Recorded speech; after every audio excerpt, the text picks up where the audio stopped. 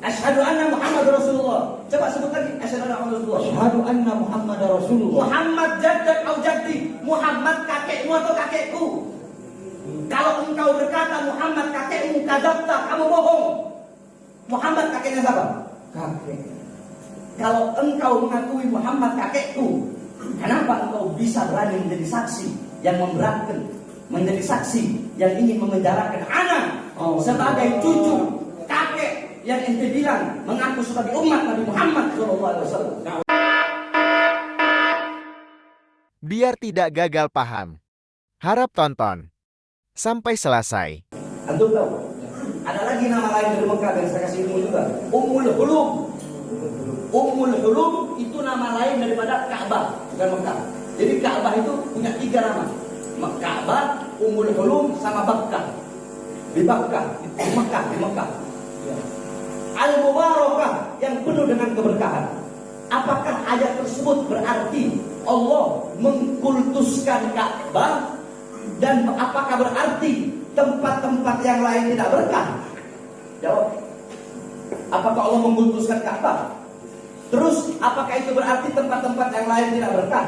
Allah mengkultuskan Ka'bah dan yang lain pun. Ini kan pertanyaan saya nyambung sama pernyataan si Kiai tadi ini. Allah tidak mengkultuskan. Allah tidak Mengkultuskan. Nah, terus apakah dengan adanya ayat itu, berarti tempat-tempat yang lain tidak berkah? Berkah juga. Berkah juga kan? Nah, itu yang saya tunggu. 1. 2, dalam hadis Rasulullah bersabda, ya, salatun fi masjid hada afdal min alfi salatin fi ma siwahu illa masjidil haram. Salatun fi masjidil haram afdal min mi'ati alfi salatin fi ma siwahu. Rawahu Bukhari Muslim. Kata Rasulullah, salat di masjidku ini, Masjid Nabawi, lebih utama daripada 1000 kali salat dibandingkan masjid-masjid yang lain, illa kecuali Masjidil Haram. Salat di Masjidil Haram itu lebih utama daripada 100.000 kali salat dibandingkan dengan masjid-masjid yang lain. Pertanyaannya, apakah Rasulullah mengkultuskan Masjidil Haram? Tidak. Terus pertanyaannya, apakah dengan Rasulullah lebih mengutamakan Masjidil Haram? Bukan berarti, apakah berarti masjid-masjid yang lain tidak boleh sholat, tidak boleh beribadah? Tidak. Terus ayat yang tadi tentang keturunan Nabi tadi, tentang Ahlul Bait, yang 2 ayat tadi, apakah ayat itu hanya boleh dibaca oleh kiai saja? Tidak. Karena kalau Habib yang baca, nanti disangkanya si Habib itu mengkultuskan dirinya. Tidak. Paham nggak maksudnya? Ya, siap. Apakah ayat itu hanya boleh dibaca oleh kiai saja? Tidak. Para Habib nggak boleh baca ayat itu. Boleh sehingga kalau dibaca nanti disangkanya mengkultuskan diri. Boleh dibaca. Baik. Kayu gahru, saya bilang, Bahar bin Smith berkata, kayu gahru lebih mahal dari kayu-kayu yang lain. Apakah berarti saya mengkultuskan kayu gahru? Tidak. Apakah berarti kayu-kayu yang lain tidak berharga? Tidak. Saya bilang, batu jamrud lebih mahal, berlian lebih mahal dari batu-batu yang lain. Apakah saya mengkultuskan berlian? Tidak. Apakah berarti batu-batu yang lain tidak bernilai? Bernilai pula. Bernilai juga. Tadi air Zam-Zam, saya bilang, air Zam-Zam itu lebih barokah daripada air-air yang lain. Air hujan barokah, tapi air Zam-Zam lebih barokah. Apakah saya mengkultuskan air Zam-Zam? Tidak. Hah? Tidak. Tidak. Ya. Terus apakah ketika saya berkata seperti itu berarti kita tidak butuh minum kepada air-air yang lain? Harus Zam-Zam saja? Butuh juga. Nah, apakah ketika saya berkata Habib Rizik dalam ceramah saya hanya Habib Rizik, apakah berarti saya mengkultuskan Habib Rizik terus merendahkan ulama Kiai Habib yang lain? Tidak. Itu kalimat. Saya tanya kepada Anda, sudah cukup? Jawab tidak. Saya tanya kepada Anda, mazhab Anda apa? Madhab saya Syafi'iyah. Apakah ketika Anda bermazhab Syafi'iyah terus Anda berani mengatakan bahwasanya 3 mazhab yang lain itu tidak lebih bertakwa daripada Imam Syafi'i? Berani Anda berkata seperti itu? Tidak berani. Apakah ketika Anda memilih mazhab Syafi'iyah berani mengkultuskan Imam Syafi'i dan merendahkan 3 mazhab yang lain? Berani? Oh tidak. Sekali lagi, Bib. Mazhab Anda mazhab Syafi'i. Ya, siap. Mazhab Syafi'i. Kan kita punya 4 mazhab. Anda mazhab Syafi'i. Ya kan? Nah, ketika Anda memilih Syafi'i sebagai mazhab Anda, apakah Anda berani mengatakan bahwa 3 mazhab yang lain ini, Hanafi, Maliki, Hambali, apakah Anda berani berkata tidak lebih bertakwa daripada Imam Syafi'i? Karena Anda memilih Imam Syafi'i? Tidak. Iya itu jawabannya seperti itu. Ya. Berarti Anda lebih berakal dan pemahaman Anda lebih luas daripada profesor, doktor, kiai yang telah mengatakan bahwasannya ceramah saya mengkultuskan diri sebagai Habib dan hanya menonjolkan Habib Rizik. Betul yang Anda bilang tadi, bahwasanya orang yang punya pemikiran sempit dan pemahaman ilmu yang dangkal sehingga hanya mengira-ngira dan berkata seperti itu. Sekarang yang terakhir, Anda tahu kenapa kok iblis itu dimasukkan iblis dilaknat oleh Allah?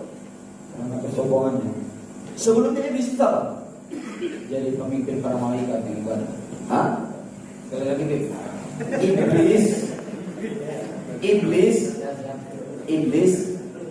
Iblis itu sebelum dilaknat siapa dia?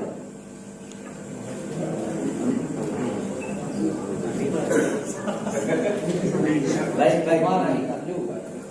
Dia orang yang abid juga, yang beribadah juga. Iblis itu, ya. Iblis itu di langit pertama namanya Alim, di langit kedua namanya Zahid, di langit ketiga namanya Warek, di langit keempat namanya Abid, terus sampai langit ketujuh namanya Azazil. Al-Imam Ibn Mundir, tahu Imam Ibn Mundir? Beliau ahli bahasa. Ya. Al-Imam Ibn Mundir berkata, Azazil itu dari kata iz, kehormatan, fadl, keutamaan. Yakni orang yang Allah berikan kehormatan, kemuliaan, itu iblis. Dia malaikat kalah ibadahnya, pemimpin para malaikat. Keilmuannya malaikat kalah sama iblis. Tapi kenapa iblis dilaknat oleh Allah? Iblis dilaknat oleh Allah hanya gara-gara 1 kali pembangkangan atas perintah Allah bersujud kepada Nabi Allah. Padahal iblis tahu yang suruh itu Allah, bukan enggak. Iblis tahu enggak yang nyuruh Allah?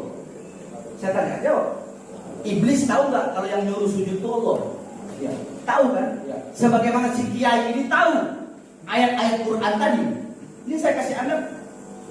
Si kiai tadi tahu ayat Quran itu. Sebagaimana iblis tahu perintah Allah sujud kepada Adam. Tapi karena hasudnya iblis, makanya ada makalah, ya. Inna awwala maksiatin fil Islam al-hasad wa awwalu maksiatin fil dunya al-hasad. Maksiat pertama di langit itu hasud, dan maksiat pertama di bumi itu hasud. Di langit hasudnya iblis, di bumi hasudnya si Qabil. Ya. Karena hasudnya iblis, riaknya iblis, sombongnya iblis, sehingga dia mengabaikan perintah Allah yang menyuruh sujud kepada Nabi Allah Adam, padahal dia tahu Allah yang telah memberikan dia kedudukan yang tinggi di sisinya.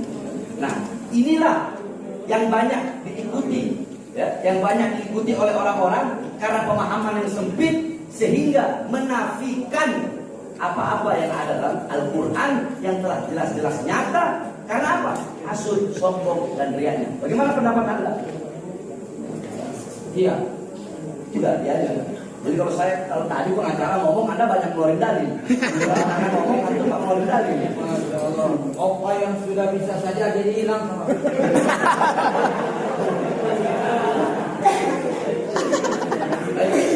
Karena waktu udah malam.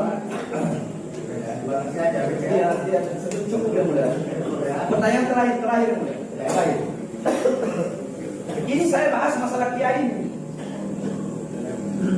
Bukan nggak ada cerita lewat. Bagaimana nggak ada cerita lewat? Coba ada azan dan disebutkan, nggak usah azan. Anda baca syahadat coba. Yang keras. Asyhadu an la ilaha illallah wa asyhadu anna Muhammadar Rasulullah. Stop. Asyhadu anna. Sebutkan yang keras. sesungguhnya aku bersaksi tiada Tuhan selain Allah, dan aku bersaksi bahwa Nabi Muhammad adalah utusan Allah. Muhammad Muhammad jaddak atau jaddi. Muhammad kakek ente atau kakek anak? Muhammad kakeknya engkau atau kakeknya saya? Jaduka, Apa artinya? kakek Habib. Hah? Kakek saya? Kakek Habib. Di sini saya ingin menginginkan Anda jadi saksi jadi kiai yang kemarin ya. Ini perumpamaan aja. Enggak, sebentar. Ini terakhir udah final terakhir. Anda ceritain jadi kiai yang kemarin. Udah ada kiai yang memberatkan. Kiai yang ngomong tadi mengkultuskan diri sebagai Habib. Asyhadu anna Muhammad Rasulullah. Coba sebut lagi. Asyhadu anna Muhammad Rasulullah. Asyhadu anna Muhammad Rasulullah. Muhammad jaddak atau jaddi. Muhammad kakekmu atau kakekku. Kalau engkau berkata Muhammad kakekmu, kadzabta, kamu bohong. Muhammad kakeknya siapa? Kakek. Kalau engkau mengakui Muhammad kakekku, kenapa engkau bisa berani menjadi saksi yang memberatkan, menjadi saksi yang ingin memenjarakan anak sebagai cucu kakek yang ente bilang mengaku sebagai umat Nabi Muhammad SAW? Itu adalah khutbah anak punya kakek Al-Imam Ali Zainal Abidin di hadapan Yazid.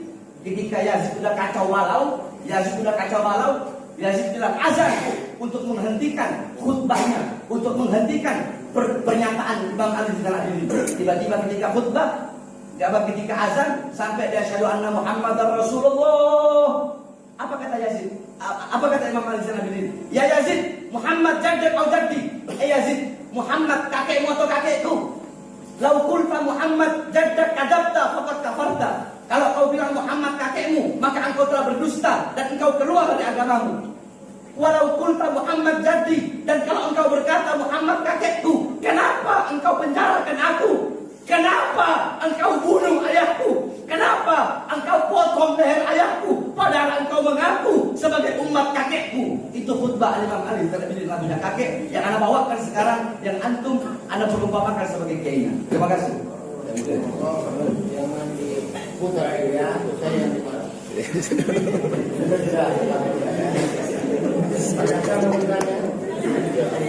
Dari tanggal bukannya cukup berarti keterangan ini dibenarkan oleh ahli pematakan ya, atau ahli dibenarkan. Dibenarkan yang mulia. Dan dari semua saksi ini paling masya Allah. Karena Ella masuk penjara bareng sama saya. Yang mulia, saya satu aja penasaran yang mulia. Apakah saksi pada saat di BAP dipanggil oleh pihak jaksa penuntut umum untuk bersaksi untuk sidang? Ada panggilan? Ada panggilan. Kenapa saksi tidak hadir pada saat itu panggilan? Kenapa saya tidak hadir? Karena tidak cocok dengan apa yang dikatakan bahwa meringankan. Terima kasih. Oke.